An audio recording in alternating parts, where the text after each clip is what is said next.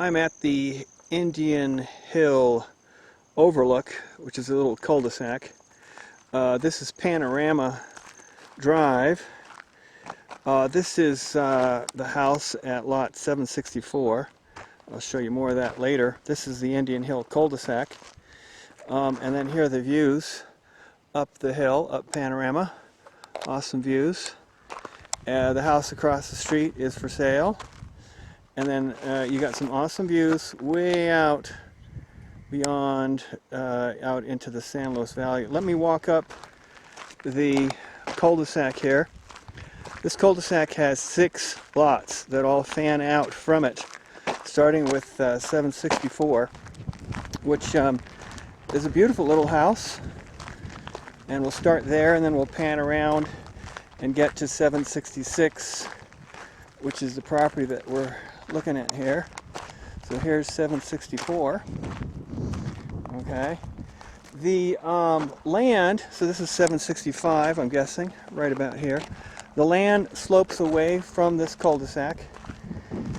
And I'm going to guess that right about in here is 766. I see a corner marker here. I see electric here. I see another corner marker here. So let's call that 766 or 765, 766 over here. And then we go to 767 over here. 768. There's the marker for that. And then beyond that, we have 769. So here's 6 lots. 69, 68, 67, and then we're going to say that 66 is about right here, like that. Beautiful pines. I think these are pinyon pines, cedar pines, something like that. But again, we're on a pretty significant slope downward away from the mountains, and then a little bit of a slope away from the cul-de-sac. So I'll just do a quick pan of the cul-de-sac. This is 764, the house. This is the cul-de-sac, and that's Panorama Way. And then we're looking up, and then this is looking back east up at the Sangre de Cristos. Okay, so I'm going to walk onto the lot and take some photographs from there, but I'm going to assume that this is 766 here. Okay, I'm behind the property. There is an arroyo, or kind of a little valley, ditch, stream bed that is beyond the edge of the property. It's actually no one's property, so I think that one street over, somebody's property maybe ends on the end of this hill, but basically here is the property back up in here. You might consider, if you're going to put a house here, maybe putting a nice little balcony or porch that looks up here, because up here you've got beautiful views to the mountains, and it'd be kind of a very quiet little place back in here.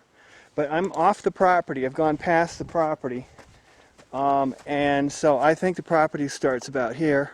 I've walked up a little bit from the edge. You got some big old, huge old pine trees. So the soil is a little bit sandy. It's not a real let's call it dirt. I would call it more like a little bit more like sand. But still, it doesn't mean you don't get some nice, beautiful vegetation here. And then here's looking back off the property. So I'm going to walk up a little bit. Not a big piece of property. And again, the cul-de-sac is back up here, so it drops down from the cul-de-sac. But and there's a bit of a slope to it. Here's another corner marker. I'm going to bet you that's going to say 766. Let's go up and find out. I'd be very surprised if it didn't say something other than 766. Let's see if it does.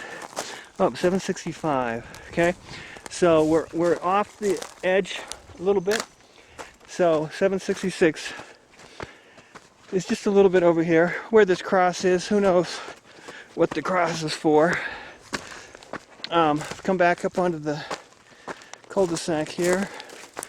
Here's the house at 764. 765 is beyond that tree.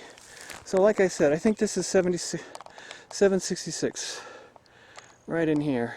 Okay, So as you can tell how quickly it took me to get from the back of the lot to the cul-de-sac.